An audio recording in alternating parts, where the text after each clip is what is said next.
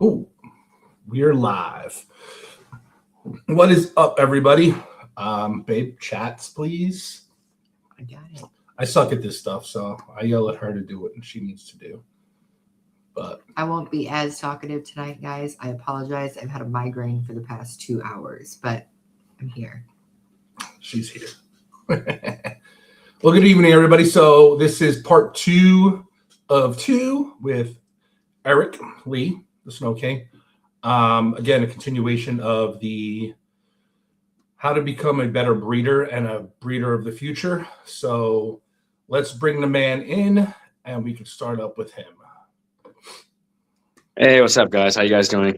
Eric, what's up, buddy? How you doing? Not much. Same old stuff over here. Yeah, how's Cali doing? How's the weather? Weather's great. The beach is great. You know, I can't complain. Lucky you. We're landlocked. We're landlocked, so you know.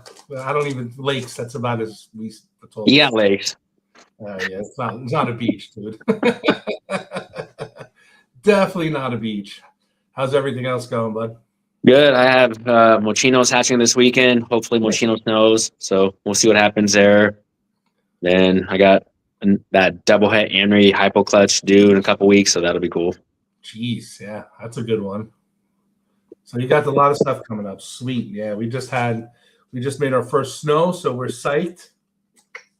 Nice. So happy about that. It wasn't our first pairing, but our first visual because the first clutches visual. went to shit. So Yeah, so Hey, snow is a snow. Take it when you can get it. we'll take it, buddy. You know, I can't complain.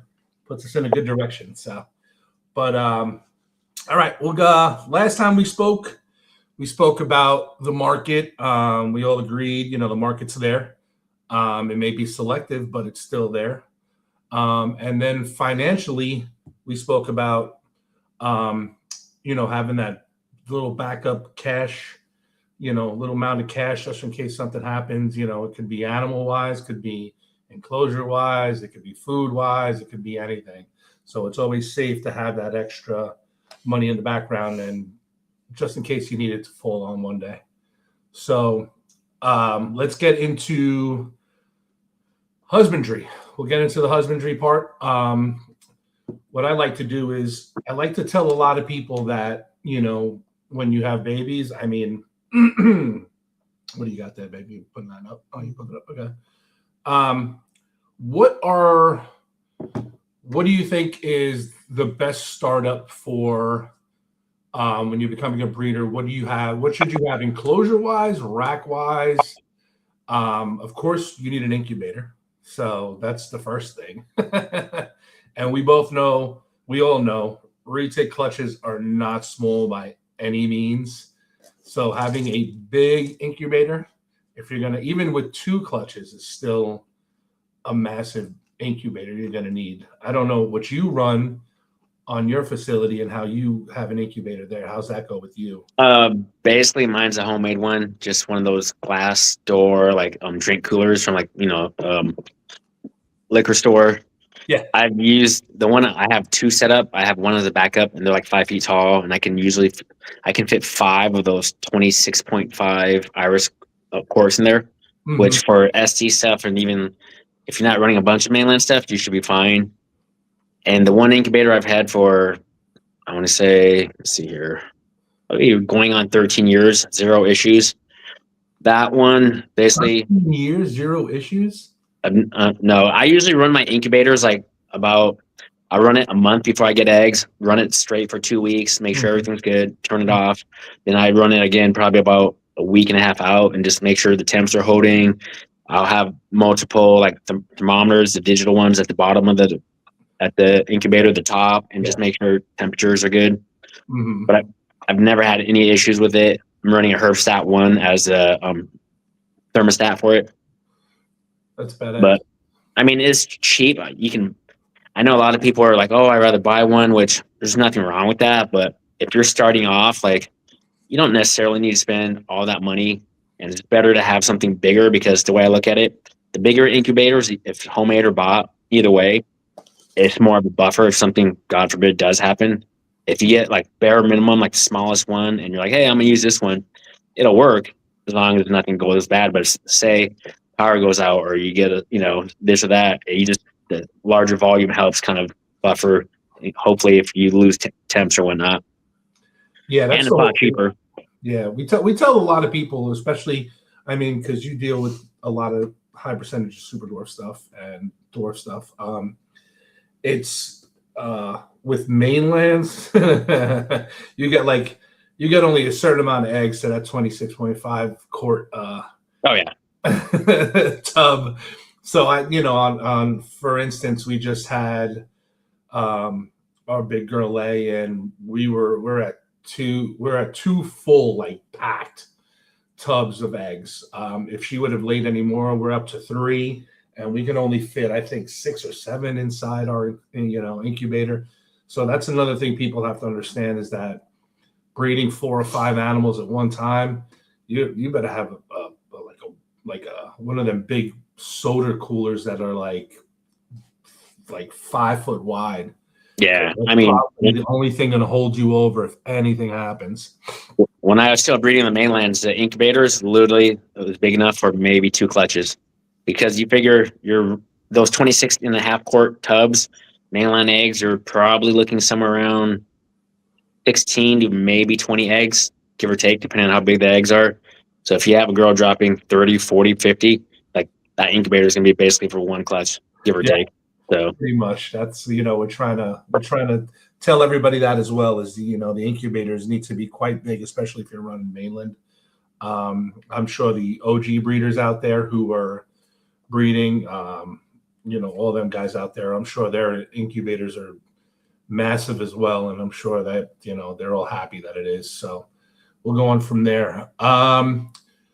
Let's talk about doing SD dwarf stuff compared to mainland incubation time. What are your incubation times, being that you've noticed between both? For the mainlands, I used to go higher. I used to go about like 88, 88.5. Mm-hmm. But as I started doing that with the super dwarfs, they seemed to come out sooner at that temps, but they came out all like kind of wiry and just kind of crazy and spastic. So I started dropping temps. Over the last few years, I'm down to about 86.5. Okay. And they usually pip anywhere from 78 to 82 days. Sweet. Okay. That's a good run. Yeah, we're pretty much at that same time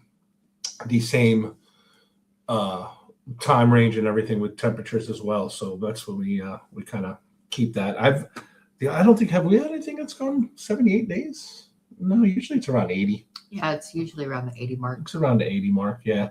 So another thing, so now we got the incubation down, and we got the, everybody who wants to deal with mainlands are going to have to get a big incubator. Unless you're breeding 1 clutch at a time, otherwise you're going to need a massive incubator. Enclosures and racks. So how do you run your animals when they're first hatch? What do you use for baby racks, intermediate racks, and then when you get up to something bigger? Initially, when I got back into this, I started with the V18, the hatching tubs, and that was breeding mainlands, which that tub would literally last you maybe 2 months, if that. So over time, I went from the V18, and now for my hatchlings, I run the FB10 tubs, okay, which are substantially bigger. Even if you're breeding mainlands, that tub will only last you maybe another month or 2 longer, if that, for the mainlands. But for the SD stuff, for the high percents, you could probably keep them in that tub probably up to about a year, especially for peers. If you're doing peer stuff, they're small, they don't grow fast. That tub is great. And I usually just run paper on the bottom, a water bowl, hide, and I use that plastic fencing from Home Depot that people use. I think is it just the plastic bendy thing, just fencing, and I use that. That's like their jungle gym, because I just make an arch. Okay, yeah. Okay. A So lot give of them something. guys use that. Yeah, it gives them something to climb in, so that way the whole tub's not one-dimensional, where you only have the hide and the water bowl that way. Because a lot of times I'll open the tubs and they're sitting right on that like fencing, and they just chill on it and they go in and out of it. So, and it helps them shed. So it's really convenient. That's a good idea. Yeah. We see, that's another thing. It's with mainlands, you can only be so much in, in an FB10, and now you're going up to bigger, and then before you know it, you're in CB70s. Oh yeah. And that's another thing people need to understand. It's that you're going to need that successful transition between those racks before you. I mean, who knows how fast you're going to sell these animals? That's That and some of the babies alone. Like my last mainland clutch with that pied clutch, Mhm. and all those babies from that pied clutch started on small rats. That was their first meal after they shed. It was a small rat. So I'm like, Holy cow. so I had, honestly, I had 4 of those. The 12 level, is it 10 or 12 level? The CB70s, divisions. But Mhm. basically, they were in that FB10 tub for literally like maybe a month, and I was like, "Yeah, there's literally no room for you." But that's why I don't do mainlands anymore. It's just I have stuff that takes over a year to eat a small, whereas looking back at that pied clutch and their literally first meal out of the egg was a small rat. I'm like, no desire for that, you know. we we try to tell we try to let everybody know that it's not as easy as everybody thinks it's going to be, or it's simple, and it's to be somebody quality. It's you got to have all these items in your arsenal so you can be a better breeder. This way you're not selling animals that are pushing. This way you're not selling animals that don't look good because they're just stuck in a little tub because you don't have the intermediate up to the large. Um, so you were saying you use paper at the bottom of your baby racks? Yeah, I find it a lot easier because like these days, when I feed frozen thawed and everything I soak, which means it's more water, which means they pee more. And I usually, at this point, I clean the hatching racks about every 4 or 5 days, which is double the work because obviously that's a lot of tubs. But I usually like after I feed them 4 or 5 days, usually when they urinate and they pass urates, I clean it then. Then like about another 4 or 5 days, maybe longer, they actually they'll pass feces and I clean it again. Yeah. I know some people wait, but to me, I'm like, that's just gross. Like, I can't just let them sit there and be like, oh, it's in the urine soaked cage for 4 or 5 days before they actually pass anything other than urate. So I Yeah, that's the basically whole thing. clean everything twice a week right now.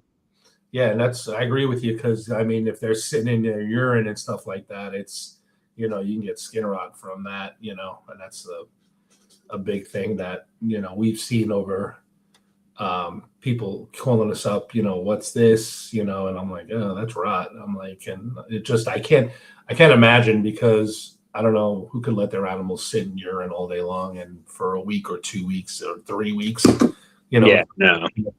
So yeah, I mean, we use Reptazorb sheets. They are pricey, but we find it the best thing for us. That's how it works. I mean, some people use cocoa chip, some people use paper towels, some you use paper, which is fine. Everybody's to each his own. But agreed that it's cleaning and feeding are the big things. And now we can go into since let me ask you your setup. How's your setup as far as how many enclosures do you have? How many racks do you have? What do you have on your end? Right now I'm running that FB 1575 hatching rack, and I still have a backup 36 tub V18, which I hardly ever use. It's basically collecting dust for the last 3 years. So, but maybe I might break it out this season. It depends. But other than that, I go from that FB 10 tubs, and the next intermediate for me is now the FB 40 tubs. Okay. Then from FB 40 tubs, I have the V400s. Then from the V400s, I go to either the 622s or 632s.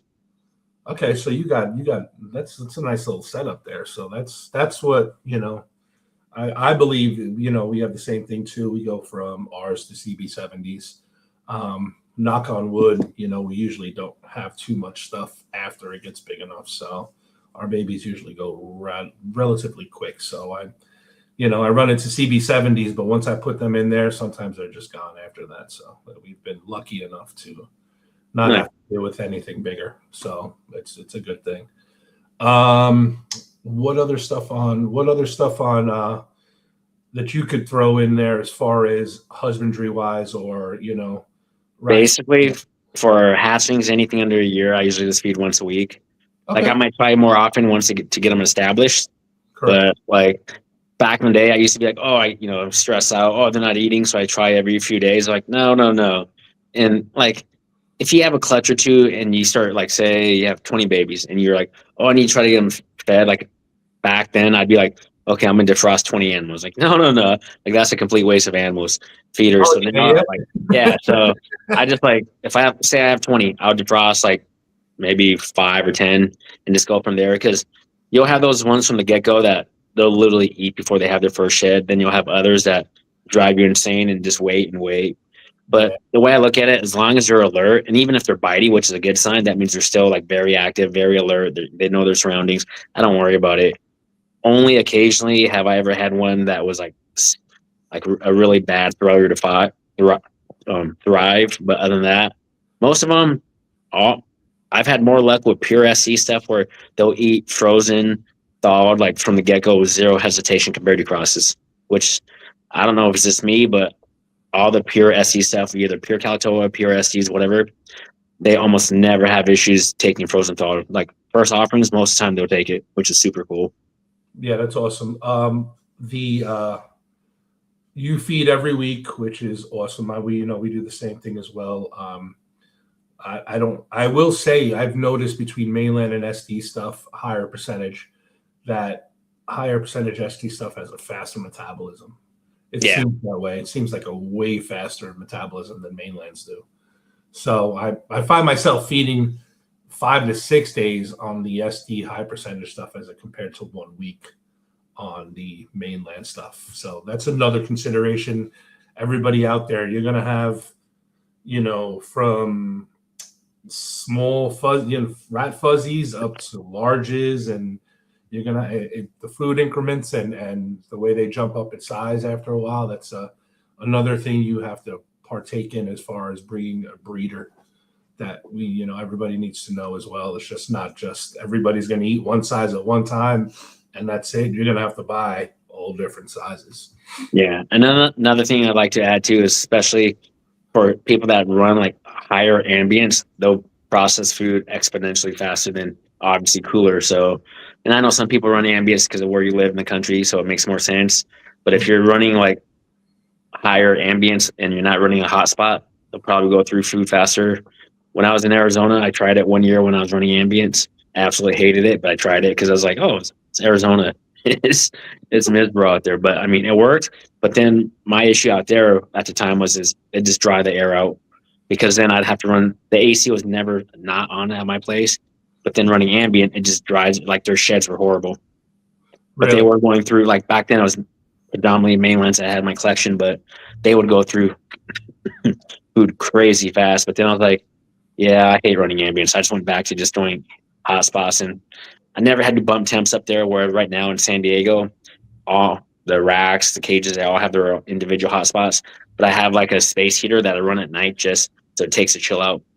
So I'll let it get down to like mid 70s, sometimes low 70s. Okay. It's overnight, but ambient temps in the daytime as a high, probably like 80 to 82. But then about mid low 70s at night. But they have the hot spots. So do you have, and that's your typical where you live in California? That's your typical daytime. yeah, I have a smaller room for some of the other girls I have, and that room gets colder, so it'll be low 70s, sometimes high 60s, but usually not that cold unless we get a cold front. But yeah. Now, would you say ambience, for monetarily and financially wise, would you say that's cheaper than running heat panels and everything else? It's cheaper and it's safer. Okay. The big thing is like I'm super OCD. Like obviously I clean like almost like at least minimum twice a week. I temp gun all my stuff every time I do it. Just because even though I don't run flex swat anymore, I ran flex swat back in the day, had some issues with it, and had one incident that it didn't burn the cage or anything, but potentially could have. And I went from that to I use those COGTHs from Reptile Basics. Mm-hmm. And even on their ad at Reptile Basics, they're like, yeah, these theoretically you could just plug straight in, but I don't. But they say they don't get hot enough to like started fire, but I still run them on herbstat.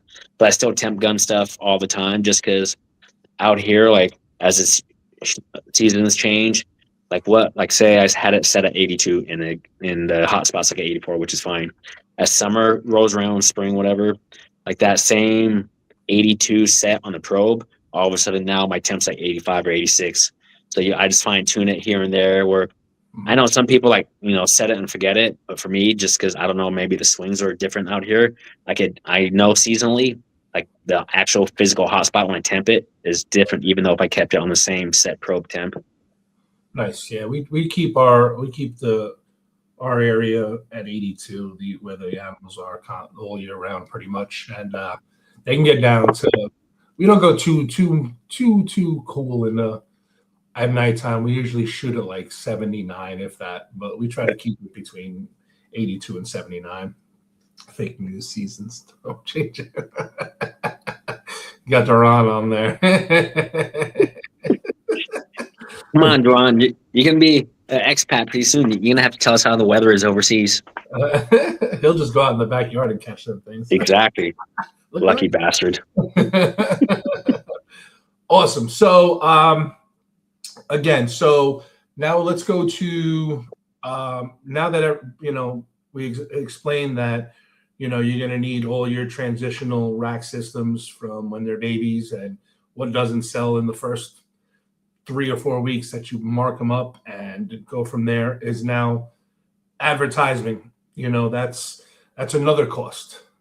Unless you're super involved in social media and you don't have a job and you can post all day long and show your animals everywhere. You have Morph Market and King Snake, and I think Morph Market's it's a great page for selling animals, but it comes at a cost. And when you have a lot of animals, it's their prices on the tiers of what you have becomes higher and higher. And I think the top tier is like $400 a year, I think, or something like that for the No, it's even more. I think it's like 6 or 8, I think. Okay. But the thing is, the way I look at it, like before, like I only signed up for Morph Market probably 2 years ago, maybe less, I don't know. But basically my only reason was like when I looked at it, I'm like, why am I signing up? Like I've had no issue sales on my own, either on the groups or IG, whatever. Then I started like one day I was like, okay, I had the basic one, and like when they did their shipping thing, their shipping was absolutely insane. Where normally if I was using was it SYR, Redline, or even was that Reptiles Express, I think, like the Morph Market one was like high 30s, low $40 to ship a hatchling, whereas most of the other ones were like $80. I'm like, holy crap, that's not, so I was like, you know what? It pays for that top tier, because then that way you don't have a limit, you don't have a cap on your store, because basically the way the Morph Market accounts work on the tiers, your total volume is like your total inventory is whatever your cap is. Say you have $10,000 max, so you can only have X amount of animals under that, then that's one tier, and so on and so forth. So I got the highest one where there's unlimited, and then you get that shipping. And at first they're like, oh, we're only going to do this for the upper tiers, I think. Then I think they said they're going to do it for everyone. But it just makes sense, because what you save in the shipping costs if I didn't go with them compared to what I pay for the annual fee, it's just like it's a no-brainer for me. Yeah, but it's also like I had mentioned earlier, like we had spoken about on the last episode, was marketing yourself. Yeah. If you're not putting out yourself out there, and everybody's not catching you on certain pages or watching what you have, or you're not telling everybody what you have to make in the future, I mean, it's going to be a cost, because you're eventually going to have to go to Morph Market to start selling. Yeah. Oh, absolutely. So that's another cost. It's this stuff adds up after a while. It never stops. There's always going to be some cost. So I'd rather see people not lose money and be discouraged and hate the hobby, because sometimes they're promised something or given some false idea. I mean, it's absolutely. We try to tell everybody. I can't even tell you how many people I've told to put themselves out there. Put your name out there. Take a picture of yourself. Who cares? and put it out there and let people know who you are and what Yeah. what you're doing. You have to set yourself apart because at the end of the day, most of us more or less have the same projects. So like people got to figure out how to differentiate your product from someone else's if they're similar. They might not be identical, but if you're not out there making yourself known, like then at the end of the day, when it comes to some new buyer looking at two animals that are similar, they're going to go with the name they've seen in the groups or on social media or whatever, or at the show. So you definitely have to make yourself available and present in the community. Yeah, exactly. 100%. Like for us, we're not known for selling and breeding snakes. We're known for selling T-shirts. You have to be really good at it, though. We are. We're the best Yep. at it. That's the whole thing. It's 100% cotton, guys. There you go. Awesome. We love it. That's our best thing. All right. Since we were talking about animals now, and you were saying, let's end the whole thing on animal wise selective breeding. I've always thought selective breeding would be a better way, a cheaper way, as far as not having 300 animals in your racks that aren't selling. That selective breeding and picking your line, and it's a lot of people have to understand that and I hate to say this, but people making, for instance, I don't know, let's talk about pies. You know what I'm saying? People got to start making pies that are different, that are prettier, and the genetics are out there.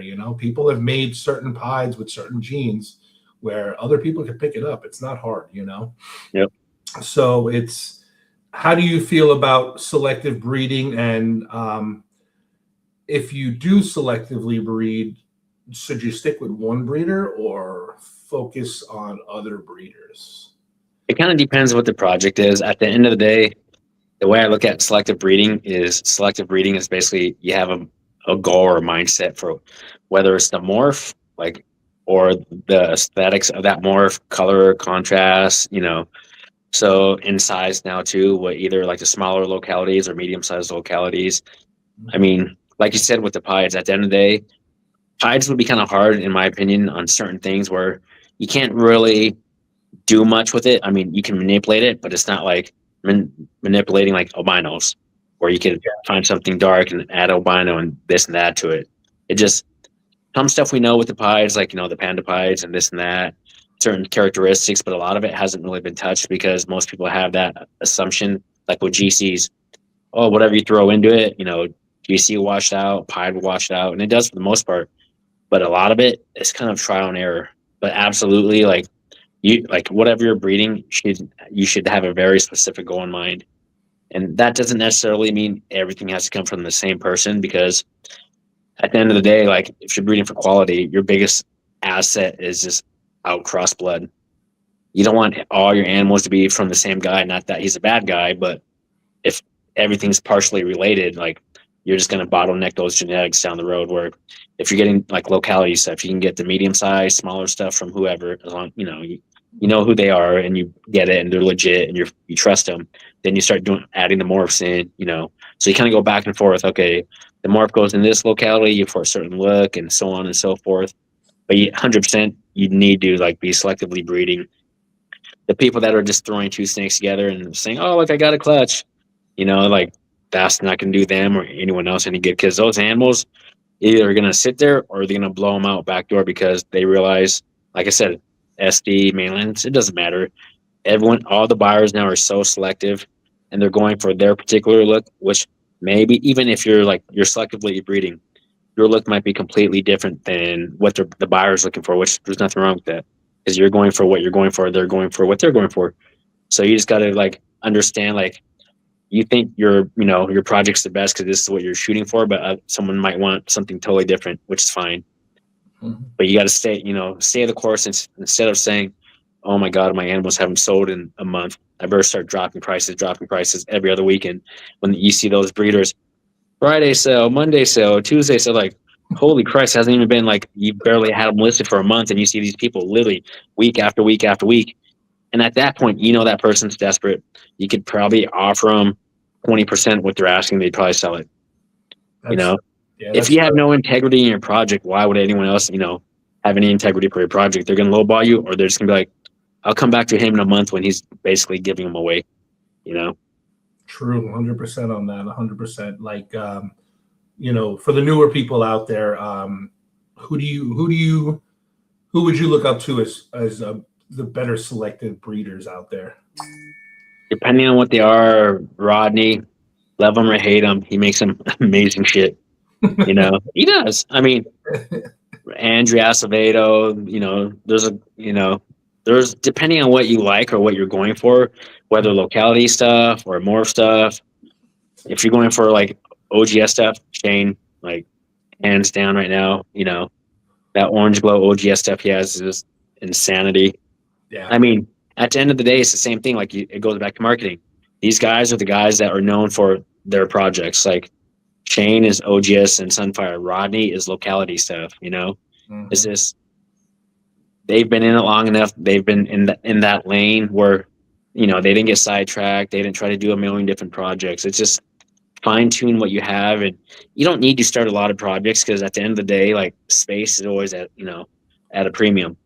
Eventually, I'm gonna run out of space. You're gonna run out of space, and you're gonna be like, okay, how do I streamline this? I need to start moving out to breeders because the hatchlings I just produced are gonna replace them. Mm-hmm. And everyone has to think about it. Like, even though a lot of people are like, oh, these are pets, I'd never sell them. But if you want to be a breeder, you're probably going to have to sell some of them because you just can't keep them all. And I don't think people think that through. Because at first, you buy one as a pet and you're like, oh, I have no desire to breed. 4 years down the road, you want to breed, and you're like, oh, look, I want to breed. But then you're like, oh, I have these cool babies I want to keep. What did I do with the parents?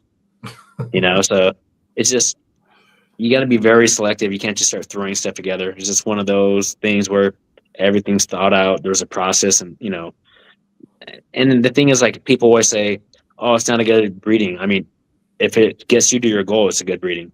It doesn't matter what anyone else says, unless you're doing something weird or like just flat out like you shouldn't do, like GC to GC. I'd say that's just a shit breeding. But anything else in terms of like personal taste, who cares?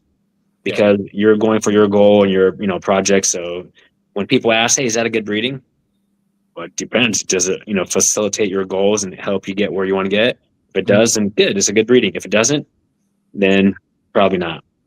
That's like Shane going with the Timor stuff now, and he's bringing his lineage over to another animal. That's the weird thing to me is all these people freaking out. They're like, oh my God, what happens if those get labeled as pures? Who's going to do that? I don't like for the very few people that do hybrids, I don't think any of them are going to be like, oh, this is a pure retic and it's a new, like.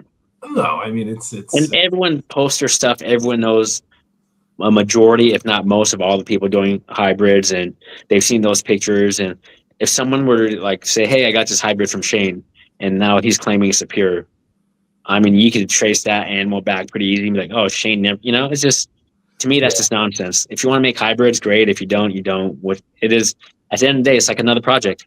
Some people love certain projects. Other people are like, oh, that's the worst thing on earth. So, I mean, each their own. Correct. And there's nothing wrong with hybrids in our book. You do what you want. There's a market out there for that as well. Yep. Let's talk about holdbacks. I mean, that's another thing. People have all the racks set up, and now you're holding back. What's your equation for what you hold back? How do you know, and what do you hold back? Pretty much before I do the breedings, like I like writing stuff down because I'm just a visual person. So I'll write down the breedings, the percentages, all that. And basically shoot, like in my head, I'll be like, okay, this is the genetic combo I want. So, and I mean, depending on what it is, like, say it's a double head to double head, you're looking at 1 in 16. If you start doing triples, those odds are horrible. So it's just one of those things where it's gambling. It's like, you're going to gamble and hope you hit your number more, whatever. But you got to realize, okay, can you live with it if you don't? Because the thing is, at the end of the day, like we talked about at the last episode, if I breed something high end and I'm selling to you for a ton of money, but I keep doing that same breeding over and over and over, it doesn't help you. It doesn't help me. So I'm always like, okay, I want to do this breeding for this animal. Obviously, I want to hit it, but if I don't, can I live with whatever I hit that's not that animal? That's kind of close, but maybe it's not a visual, And that's why I look at my holdback, same thing where I plan the breedings. This is my target animal. Obviously, I hope I get it and I get the right sex because obviously that's important. But if I don't, can I manage with what I do get and make sure I don't have to repeat the breeding, which saves me and it saves the buyers in the future where it just keeps the integrity of the project or, that particular breeding where they know, oh, Eric's not going to breed that same pair over and over and over as I raise this female that I spent a ton of money with Eric on. It doesn't help anyone. Correct. Do you, is there an equation that you just hold back random numbers on different clutches? It just kind of, at this point, I hold back. I usually like I said, I feed the hatchlings once a week. I'm not trying to rush them. I don't really care. And a lot of it now is like I'll hold back animals for a while. Like the stuff I know I don't want, then obviously get them established, sell them, don't care. Just those are never going to stay for whatever reasons. But the ones that I'm like potentially, hey, this might be cool. I just kind of like, as babies, their colors are vastly different than what they would be in 6 months to a year. So I just raise them up, and as stuff, starts developing color. Oh, I like that color. I don't. That's too washed out, or stuff like that. Or then I pick out.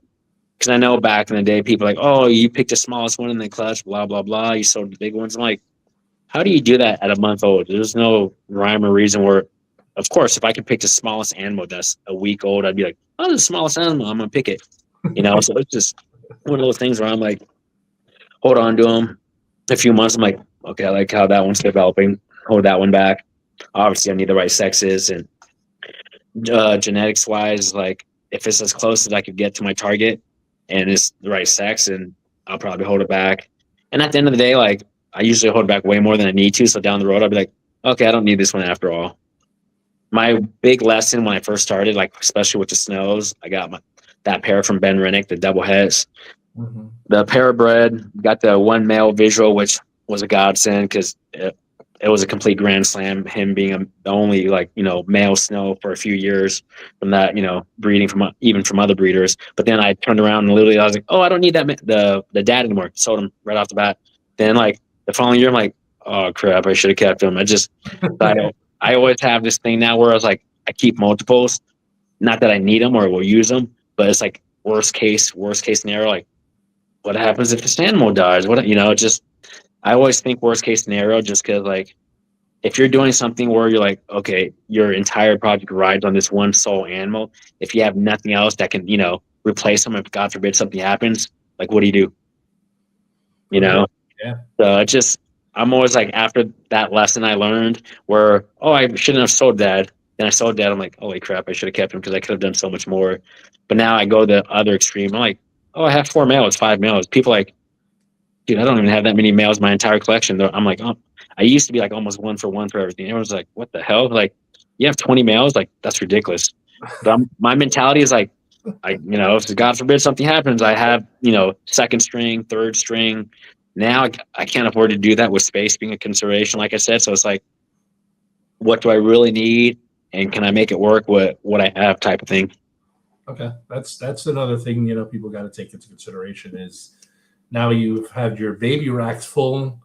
What do you do with your holdbacks? And if you have another clutch coming, now you got 4 or 5 tubs that are taken up by holdbacks. It's Yep. You're going to start overlapping, and it's not you got to plan for it. And the biggest thing too is like, I know a lot of people like use like stuff on their phones or apps. I'm super old school. I use Post-its. I use index cards because I'm a very like physical. Like I want it in my hands where I can look at feedings because I like everything I have. I write down when they eat, when they shed for everything. Whether I keep it, I sell it. The animals I've had for 10 years, I have a stack of index cards of every single feeding shed since they've hatched and all that. Really? Yeah, every animal I've ever had from as long as I've been doing this has an index card. Like people are like, well, do you keep track? Some people are like, oh, I feed every this day. I'm like, I have no idea, dude. The older I get, my memory is absolutely horrible. If you were to ask me, what did you feed last week? No idea. Like that's why I go back to and I'm not I don't want to put it on my phone because holy crap, my eyesight's getting worse as I get older. I'm like, dude, what the hell did I say? I mean, I can enlarge it, but like writing it down, I don't know if that triggers my memory, and I keep same thing like when I ship an animal out. Oh, here's some stickers, here's the index cards, and when he hatched, and depending on what it is, sometimes I'll write like they hatched on day 82 at 86.5, and this is the breeding and first shed, blah blah blah, and all that for everything. Yeah, we've It's not- gotten card fees, so I can vouch for that. That's definitely something you do. I'm like flip over, second card, flip over. Okay. yeah, I mean, for hatchlings, I mean, it's not that important. I understand some people like, oh, I don't have the time, which is fine. But for me, like, especially with breeders, like for females, it's great because you can literally look at the card and be like, oh, she's cycling more or less same time every year, or she might be one of those sporadic ones where she goes every 2 years. But you have the paper, like hard copy in your hand, and you're like, okay, she started inverting, cycling. It's a quick and easy way to be like, I'm gonna try to expect her to cycle during this time if that's important, because depending on, some people need certain things to go at a certain time of the year.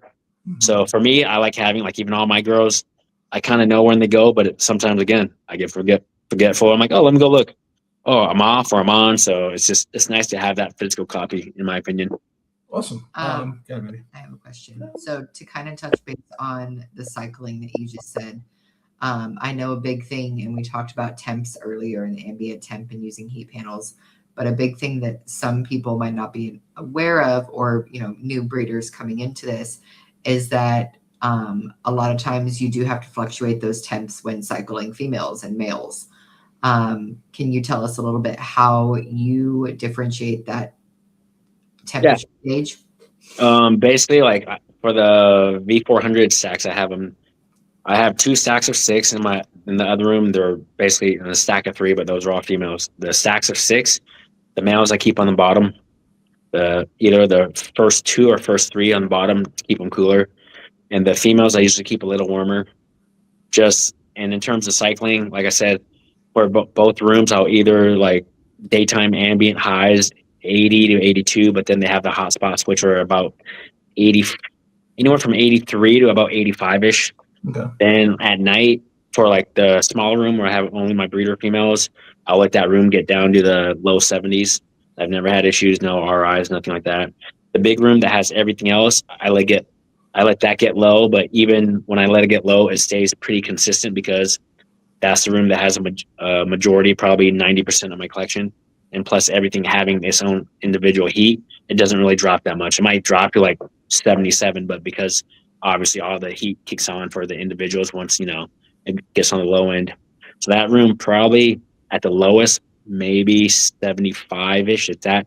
And that room has the hatchlings, the grow outs, the breeder males who are closer to the floor, and the floor temps at, usually when I temp it, it's maybe 70 degrees, and they're off the floor obviously, but that. And for the males, some go off feed, some don't, and some get really irritable. They don't strike or anything. Luckily, I've never had a bad male in that regard. They get bumpy, which I don't care if they get bumpy, but some females get bumpy too, where they'll throw a coil at you when you like touch them with the hook. But all my animals, yeah, I think all of them for the most part. I mean, they're manageable. Some males are just grumpy nonstop. Like I have that purple GC Motley Snow I have. He just doesn't like being held. He doesn't bite or anything, but he's always like he'll throw a coil at you when you're hooking him, or you're just like. But okay. Females are cool. Other than their food response, like you'll see them switch where say you feed them a 2-pound pig, and that 2-pound pig normally they'd eat it, they'd go in their hide and hang out, and they're cool. And a week later they poop, whatever. As they ramp up to get build follicles, that 2-pound pig that would have lasted them 10 days normally, now like 5 days later, 6 days later, they're slamming the glass. Like people always ask, like, hey, how do you know when you're females? I'm like, if you pay attention, it should be super, super evident. At least with the SD stuff, like I have mainlands in the past because they were all big girls. They were never like that. I've had a couple girls like mainlands in the past that would ramp up food wise, but not as much as I've seen with the SCs. The smaller, like high percent stuff, or even the pure SCs, is super, super obvious. Plus the fact that they're so small, you can see them swell a lot easier than you do a big girl that, you're like, oh, okay, is that a giant ball of poop in you, or are you ovulating? But even my big super son, I don't breed her, but every so often she'll go off cycle, usually around May, and she'll go off food for 2.5 months, but she swells to like twice the size. I'm like, okay, hopefully you reabsorb and nothing happens and we're good. I've never had an issue with it. So That's an. Let me ask you this. As far as the babies go, before you sell them, is there a specific amount of food before you actually put them on the market to sell them? Is there a food intake number count? Oh, like nah, like 3 to 5, but it kind of like I don't like. It's not a hard set. Like, oh, it had 3 meals. It's time to go. Like, some animals they eat and it looks like they haven't eaten anything. They're still skinny. And Yeah. obviously they're gonna stay. And others that literally haven't even eaten, they're still because they have such a huge yolk belly. Like a month could go by and they look bigger than their siblings, and their siblings already had like 4 meals in them. So just kind of play it by ear. That, and I try to as much as I can, like work with them. Like babies will be nippy, which they're babies, so it's fine. But at the same time, like you want to kind of socialize them as much as you can, where you socialize them, but you don't stress them out. Because people are like, well, what's the difference? I was like, you can tell when you take the hatchlings out. I usually use a hook initially because they're super skittish, and you can literally see their heart racing through. They're breathing so heavy. Like, okay, you don't want to like constantly just stress them out where they look like they're gonna have a heart attack. I'll just handle them, let them run through my hands, put them back in the tub, feed them, give them a few days, and same thing slowly. Where as you take them out and you're holding him in your hand, you can see he's not like hyperventilating. You're like, oh, okay, he's chilling out. He might still be nippy, but he's not like just breathing super heavy, like ready to strike at you. Where you want some interaction with them, and like, okay, they realize, okay, I'm the guy that feeds you and cleans your poop. Speaking about food, not regarding the babies, but regarding like your adults and when you were breeding mainlands, what types of food, like all kinds of food, did you use? Like for instance, we've used rats, rabbits, pigs. I don't think we've done guinea like pigs. Chicks. We've done guinea pigs, Quail. Like what have you used? What have you found most effective for like females, and what have you found most effective for your hatchlings? I've used rats. I almost never use mice except on very rare occasions, just because I don't like mice. I just think they're just kind of not very nutritious. But normally rats. I've done like quail, chicks, pigs, rabbits, rabbit pinks, and stuff like that. For the mainland stuff, it's funny because the Super Sun girl I have now is the only one out of all the mainlands. When I've had the mainlands, she absolutely will not eat pigs. Like her mom was the same way. Where like the mom when I had her back in the day, like this was around 2014, 2015. The mom went off food because she was cycling, but I didn't want to breed her, and she didn't eat for like 6.5 months. So by that time, she's crazy hungry, and I'm like, oh, I had this huge 20-pound pig. Nope.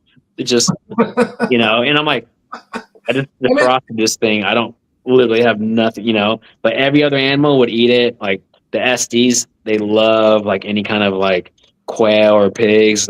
Obviously they'll eat rats and stuff, but they like when I first started them on birds or on pigs, they would slam that exponentially harder than they ever did with the rats. They'll still slam the rats obviously, but the first time, they smell that bird, whatever, if you're doing like quail or, whatever, they just go crazy for it. Like for the hatchlings, I usually stay with like rat pinkies. Sometimes I'll do like day old chicks and kind of rotate it depending on problem feeders. Almost always do great on birds for whatever reason. They just, it's probably more natural for them. Mm-hmm. But I usually try to like rotate it where I'll do rats and birds just because I just like to mix up. Plus, me, I just think of it as kind of, okay, hopefully the feathers and all that stuff is just kind of, it's like a natural cleanse for them. Yeah. So. We've got a question from Duran. Selectively breeding for pattern and color is easy. How hard would it be to truly selectively breed for size? You're probably I would say you're looking at it at a generational aspect where you're probably talking 15 plus years where here's my thing where people are like, oh, this is the bloodline. If all the animals you have aren't even old enough to be considered adults, and by that I mean like 12 plus years old, how is it a bloodline?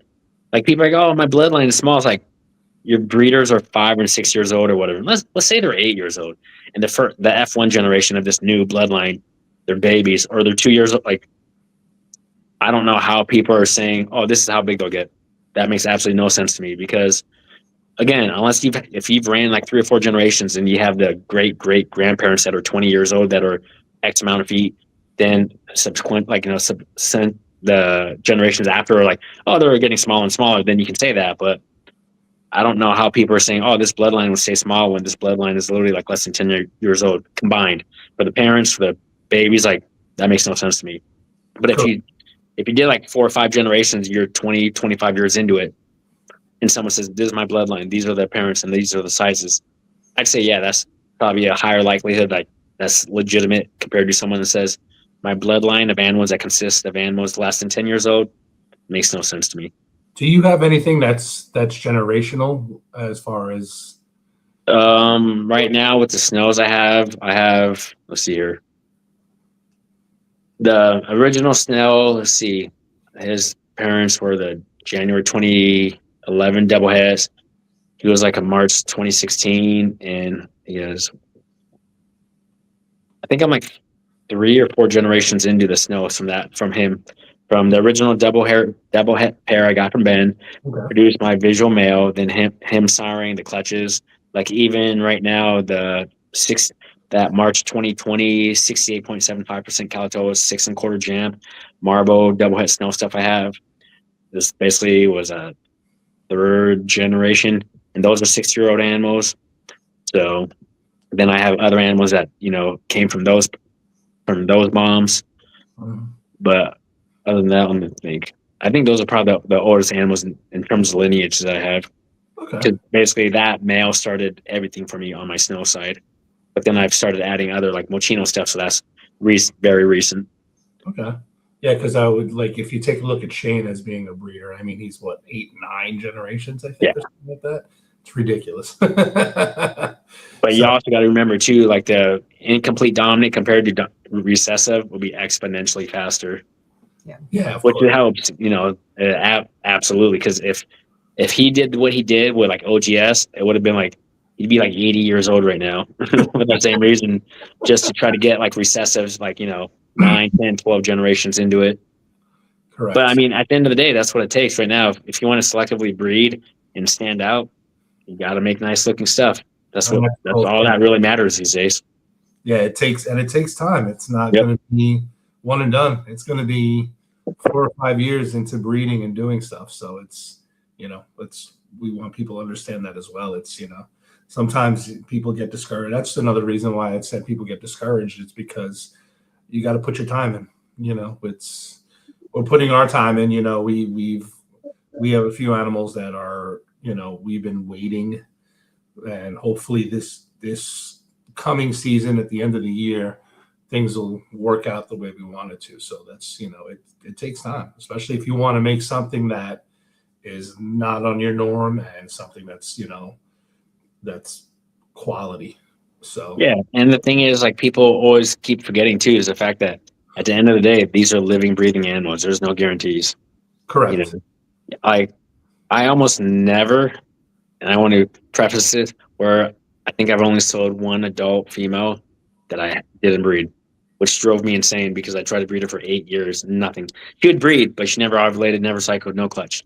But like everything else, it's always kind of been like, you expect them to go, because I had her sister bred at 4 years old, so I got them at the same time, like from 2 different people, same clutch. Sister bred at 4, then like she didn't prove out, which was fine, whatever. Then I sold her. I kept the other one that didn't breed, and I was like, oh, it should go the next year. Nope. Next year, nope. Next year, nope. 10 years old, nope. 11 years old, nope. It's like, sometimes it happens. And if you're banking on like that one animal being like your cornerstone for whatever, it's like, it can get super discouraging, I mean, look at Aubrey with the Bacan. It took him a really long time to get. Yeah. So it's. Sometimes I guaranteed a 4-year. A 4-year plan. At the end of the day, it's a labor of love, because like we could be doing a lot of other things, making exponentially more money with less time and commitment. You always, my friend, you always say that. It is. There's so much more we could do and make way more money. I could open up a Chinese daycare, be a millionaire like tomorrow, but who knows? I get it. So we're at 55 minutes. If anybody's got questions out there for Eric, please ask. If not, this will probably be the end of the episode. We've gone over everything that we could. I'm hoping people would want to know something else maybe that we didn't bring up or we forgot to bring up. Yeah, ask whatever questions you have, guys. Yeah, and usually you can ask any, like Eric's a great guy to talk to. I mean, God, how long were we talking before actually, we did anything? Years. We were talking for like 3 or 4 years almost. Yeah. I mean, I honestly probably talk to more people than I sell animals to. And I always talk to people out like, you don't need that. Like, I want to get it. I'm like, why? Like, no, you don't even have a female old enough. Like, no. Like, I just had a guy message me the other day. He's like, oh, this is my, the money I have to, invest in. I'm like, okay, well, what do you have right now? He's like, I don't have anything. I'm like, okay, well, what do you want to get? I want to get these animals. I'm like, why? He's like, well, I want to breed. I'm like, okay, that's fine. But I was like, get those females, just two, don't get the group, and raise them up for the next 3 years and figure it out. Like, see if you like it. You might not even like these animals after 6 months or a year. It's just, I understand people want to jump into it, but you just got to be very, very measured in how you do it, because so many people jump in head first and they're like, oh, I'm going to be a breeder. I'm going to drop X amount of money. And it's like, that male is not going to do anything for you, but sit there, throw sperm plugs all over his cage while the girl's just like, couple more years and nothing. Like, you don't need a male.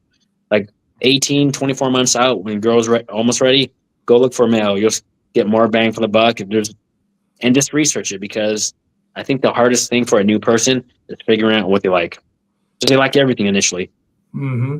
But it's not until you go through the groups, you look and, maybe hold something in person where you're like, oh, okay, this is cool, or this is cool. But honestly, like, if I was a new person right now, I would probably maybe pick up one animal. It'd be a female, whatever it is, just raise it up and just learn as much as I could about the community, morphs, how they work, genetics, and go from there. Like, I don't see how people are jumping in like, oh, I just bought, 12 babies. Like, oh my God.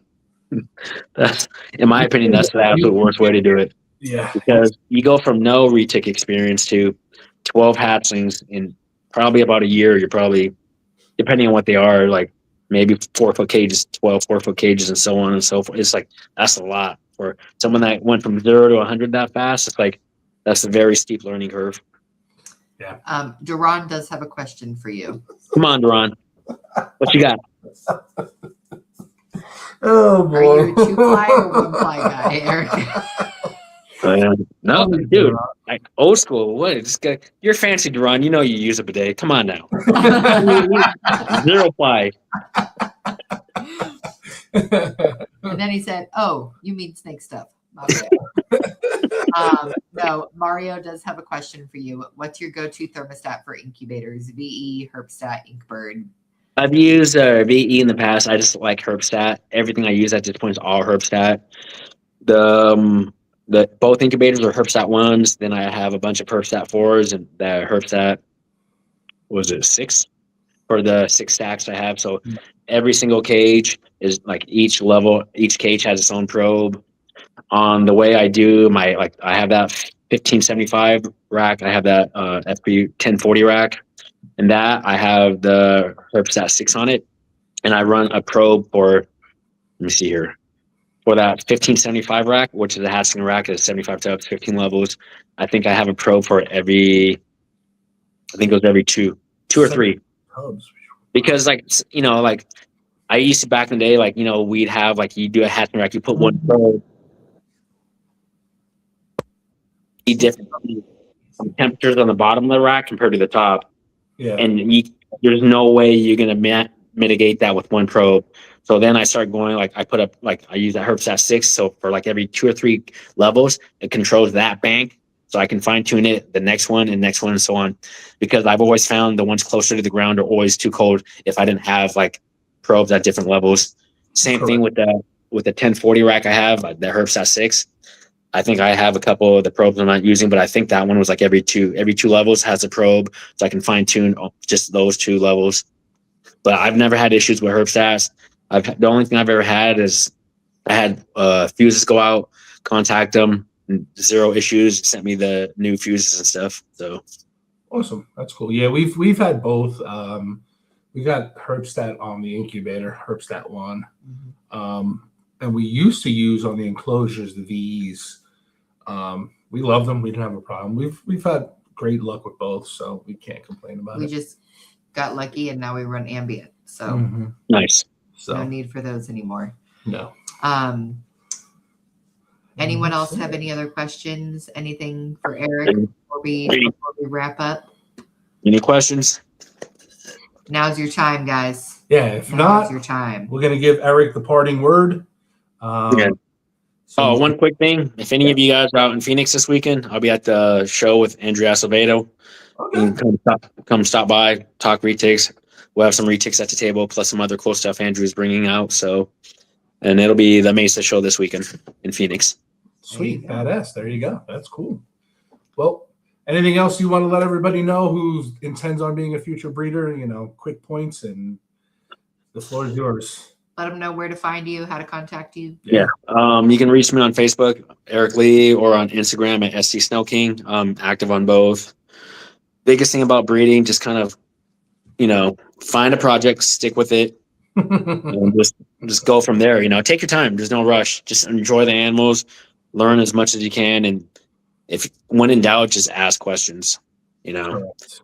Go to breeders that you either respect or admire, and just ask them questions. And honestly, if they're not answering the questions for you, they're probably not a breeder you should be working with in the future. That's just my opinion.